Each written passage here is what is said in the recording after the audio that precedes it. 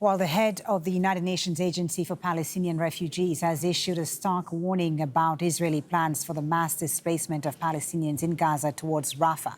In a statement on social media on the platform X, Philip Lazzarini says this would de facto create massive concentration camps at the border with Egypt for the Palestinians displaced over and over across generations. He also says that this would also deprive Palestinians of any prospects for a better future in their homeland, and adds that we cannot be silent and complicit in such large-scale forced displacement. Well, joining us now on Al Jazeera is Juliette Touma, who's Director of Communications for UNRWA, and she joins us from Amman, Jordan. Thank you so much for being with us. A foreboding warning there from the Commissioner General of UNRWA that the current Israeli displacement plan amounts really to the creation of massive concentration camps in southern Gaza. Is this now a lived reality unfolding on the ground?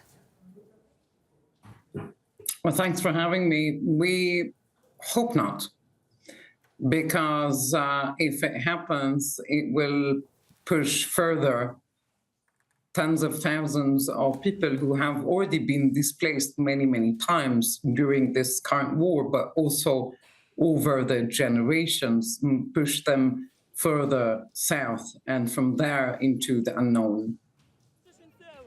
If UNRWA is asked to resume humanitarian operations in Gaza, which are now suspended, only within this so-called humanitarian zone that the Israelis have established, would UNRWA agree to it? The question is, where are we going to be allowed to work? We work right now where we have people who need us most in UNRWA shelters, around those shelters. And we do this only when it is aligned with humanitarian principles. And we categorically, in the United Nations, including at UNRWA, refuse any forced displacement of any population, including the Palestinian people.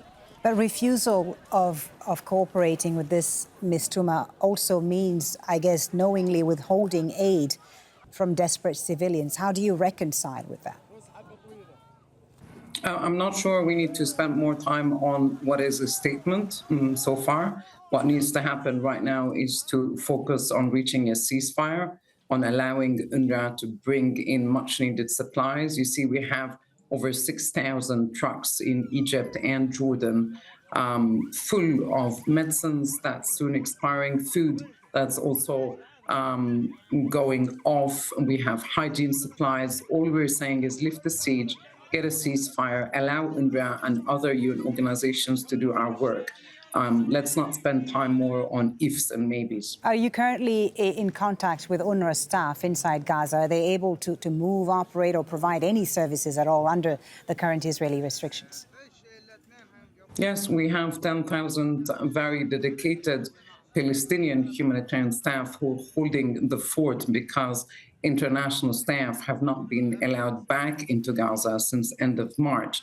We're not getting visas or permissions to go there or to the occupied West Bank, including East Jerusalem. But we do have a very dedicated number of staff, doctors and nurses who work in our health clinics. They also manage the shelters for tens of thousands of displaced people. And also in the West Bank, we have clinics open. We've just concluded the school year for about 50,000 kids. So we are there through a very good cadre of national staff, Palestinian staff who are holding the fort in our absence. Yeah, I was going to ask you about the West Bank, Ms. Touma, because that is being described as a silent war. And what remains of your role there in the West Bank, where we have seen quite a campaign of displacement of Palestinians and settlement expansion is taking place there. What impact does that have on your ability to help people on the ground? Well, indeed, according to UNRWA, this has been the largest displacement since the war in 1967. We estimate that at least 40,000 people have been forced to leave the refugee camps, in particular in the north of the West Bank. Our teams are there, just like they are in Gaza. We deliver primary healthcare. We give relief and basic assistance, emergency assistance to displaced families. But according to our staff, the vast majority of those camps in the north, and in particular, the camp in Jenin, has been all but destroyed.